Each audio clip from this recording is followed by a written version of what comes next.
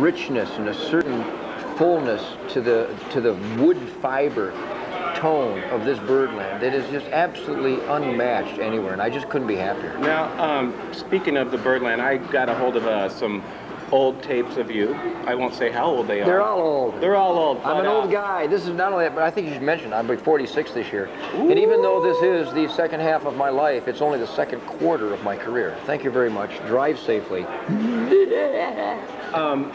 Now, what I was about to say is, you may continue. When you see these videos that people have that they filmed of your concerts over the years that weren't ever marketed, you know, and we might want to call them bootleg, but some people choose to call them imports. Yeah. Do those like rub your spine the wrong way, or do you enjoy seeing and hearing these things, maybe capturing a moment that you didn't know you had captured before? I am what I am, and that's all that I am. And I mean, I've pursued my rock and roll career as a vehicle for my creative juices.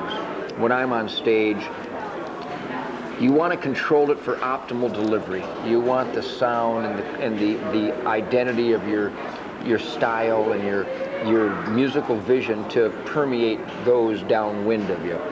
But ultimately, in real good rock and roll, in the ultimate rock and roll, the control factor is elusive, because the sweat and the sheer physical audacity of a good, uninhibited, energized rock and roll show should knock things out of tune. It should cause you to stumble. It should challenge you to go places where maybe you're not supposed to go, and I love going there more than any place. So in the process of pursuing uncharted territory, musically, improvisationally, the spontaneous relationship between the instruments, you're going to make a lot of stupid noises up there.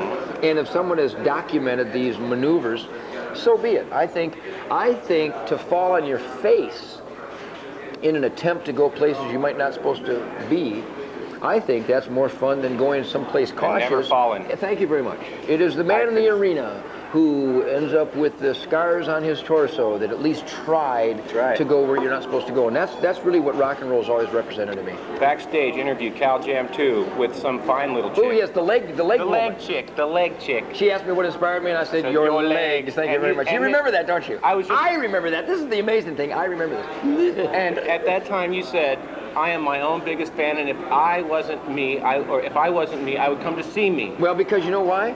Because if I wasn't me, I'd go everywhere I perform just to watch me. Because I love this music. I love my music. I'm 40, I'll be 46. This is unnatural. I'm having more fun. I have more enthusiasm. I'm exhilarated more by my music today than I ever have in my life. But remember, you can't get away without touching on the spirit of the wild, the sacred hunt zone.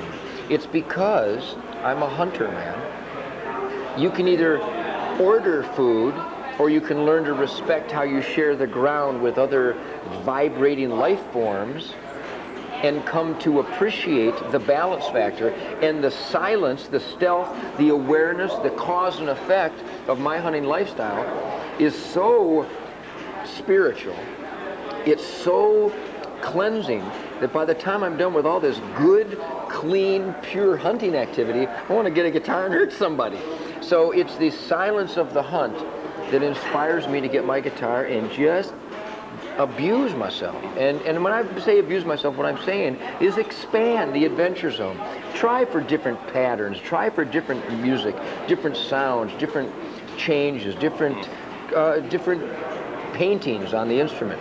And I think it's the exhilaration that my diverse lifestyle, from the silence and peace of the hunt to the insanity and the creative passion of a musical endeavor, that makes me this insane fan of rock and roll that I am today. And I love my music, man. And when I get a guy like Derek St. Holmes and Denny Carmassi or Michael Cardelloni and Michael Lutz jumping on this Nugent mobile with me, I'm a blessed son of a bitch. I'm really lucky. And that luck and that teamwork, it further infuriates me to enthusiasm. Derek has one of the greatest voices ever. No question. Very unique, man. Very unique. And you know, we were talking about that earlier today. Was when I heard that he wasn't singing with you, I was like, who is going to sing like St. Holmes sings? Well, nobody. But listen, but you know, one thing. thing. He's going to handle it tonight. Watch the way I sing Stranglehold. Remember, those are my lyrics. Right, Here exactly. I come again now, baby, like a dog in heat. You know it's me by the clamor now, baby. I'd like to tear up the street.